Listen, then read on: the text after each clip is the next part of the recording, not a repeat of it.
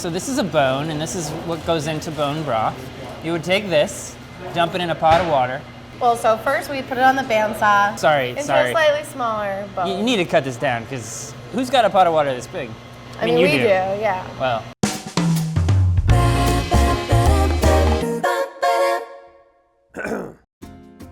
We're here at Fleisher's Craft Butchery in Brooklyn, New York, and we're investigating bone broth.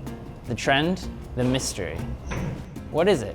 Why are people drinking it? And is it anything different than what's been done for a very long time? Why is it cool now?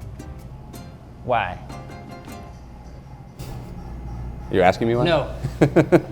I've been drinking broth for a long time, even before it was a trend, because a lot of the people that I know are into it. Matthew McConaughey, Alec Baldwin, Rihanna. You know them? I keep up with their social media. Sure. What is the difference between knowing someone and just interacting with them online or following them? We should go see the operation, though. We should go. So why is this called the cutting room? Well, as you see, there's cutting going on. We take big primals and we break them on these tables here. A primal is the whole animal. A primal is a part of the animal. Oh, a part of the animal. Yeah. Like the front or the back or the top. Yeah, like the shoulder or the ham or the belly. Okay. So you've been making bone broth since the beginning. We've always been making bone broth, yeah. You're essentially taking the bones, you're roasting them, and then you put them in water for a long time, and you get all the goodness out of them, all the various minerals, collagen, and other things. I won't make some of the grandiose claims I hear some people make. It's not a miracle drug or anything like that, but it's just good solid nutrition. You get chondroitin, glucosamine, which is stuff people take in pill form for their joints. It's in the broth. You get good minerals like calcium, magnesium, which are good for your own bone health. And then I'm forgetting one more that I was gonna say. The essence of the animal. The essence of the animal is you capture its spirit in the cup when you boil the bones. Yeah. Primitive. Yes. But then it's also just delicious to drink. Once we've collected a good batch of bones for stock, we smoke those bones. So you get that slow smoked taste. That's a sort of sensation that's gonna linger on your tongue for a little bit and say, yowza. Yowza. Or I'm trying to be more like one of those Guy Fieri sort of people. Just like, we're here in the meat smoker, and I'm really excited to try some of the meats. So people are just drinking it straight right now. Yeah, it's just basically just broth. A cup of broth. That's what Grandma would have given you when you had a cold, kind of thing.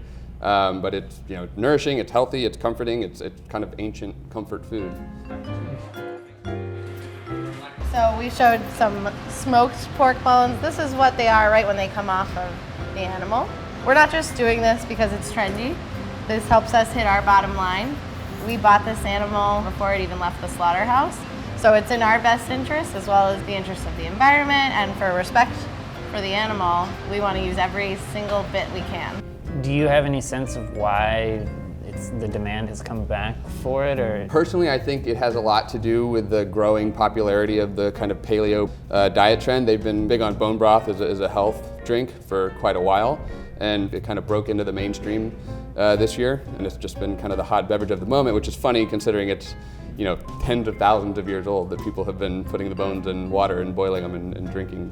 And you mentioned it's sold in the same cup as a coffee cup so that people don't look like they're just jumping on the bandwagon. Not like a special broth cup. You're not walking around with a steaming bowl or anything like that. But if you did want to advertise that you knew about the trend and you were on board with it. Bring your own bowl in. Hey, broth. Yeah. So then once we get a nice pile of bones from the butchers and we roast or smoke them, then we'll put them in our big stock pot, we'll cover with water and get it to a nice simmer overnight. If you have to cackle or cast a spell, now would be the time to do it. I get into these trends. I like the idea. It sounds healthy enough.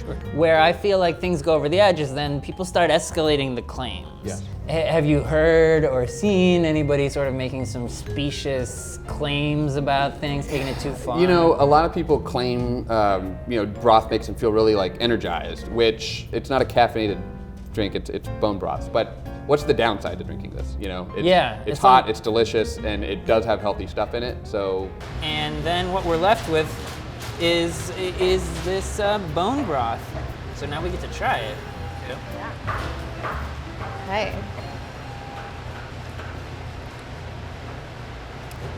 That's very good. It's like drinking soup. I mean, it's just an especially flavorful and fresh tasting broth. You know, an extra glass of bone broth. Hey, I say why not try it? That's my recommendation. No, I don't make recommendations. I like to let people make their minds up for themselves. But really, you should be drinking bone broth.